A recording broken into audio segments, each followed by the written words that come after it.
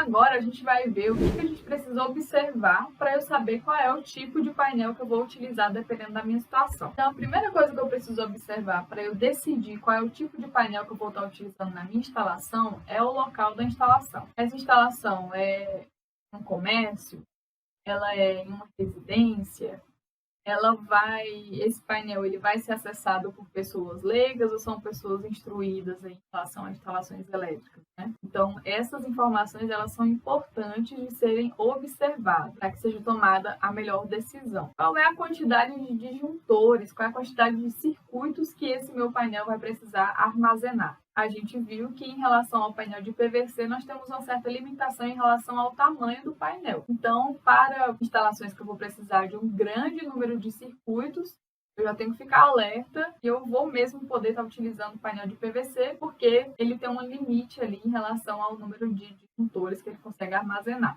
Já o painel em chapa de aço, é mais comum a gente encontrar eles em instalações que a gente tem um número grande de circuitos. Os tipos de disjuntor. O painel de PVC ele não tem capacidade de armazenar um disjuntor caixa moldado, por exemplo, por causa do tamanho dele, né, da forma que o painel de PVC ele é organizado ali, ele já vem com os bloquinhos prontinhos ali para receber o disjuntor DIN, que é aquele pequenininho. Então não vai caber um bichão daquele tamanho, né, do disjuntor caixa moldado, né? Ele é muito grande para ser colocado em um painel de PVC. Então, dependendo do tipo de disjuntor, você já não consegue estar utilizando o painel de PVC. Você precisa preferir aí estar utilizando o painel em chapa de aço. E o tipo dessa instalação. Se essa instalação é de embutir, se ela é de sobrepor, porque isso vai definir se o seu painel ele vai ser de embutir ou sobrepor. Então, isso é uma característica do painel que deve estar clara aí no projeto ou em uma solicitação de compra, né? Você tem que informar se o seu painel vai ser de sobrepor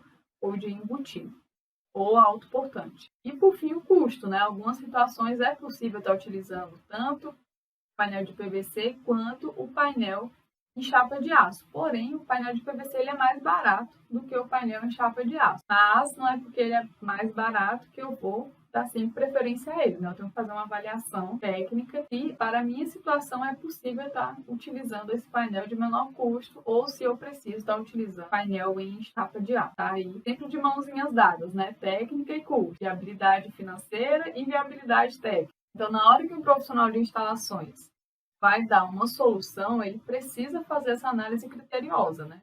De ver ali onde que ele pode estar economizando um pouquinho mais, utilizando um painel de PVC, e aonde que ele não consegue economizar um pouquinho mais, porque ele precisa estar utilizando ali um painel em chapa de aço, devido à necessidade mesmo da instalação. Não posso estar orientando ali no meu projeto ou, né, ali na minha obra que seja utilizada um painel de PVC se eu vou ter uma quantidade, sei lá, 50 circuitos, 60 circuitos, não vai caber fisicamente ali. Então, há uma incompatibilidade na hora dessa especificação. Então, tem que sempre ter esse casamento da viabilidade financeira com a viabilidade técnica, né? Seguindo aí as orientações das normas e o que existe no mercado para ser comprado.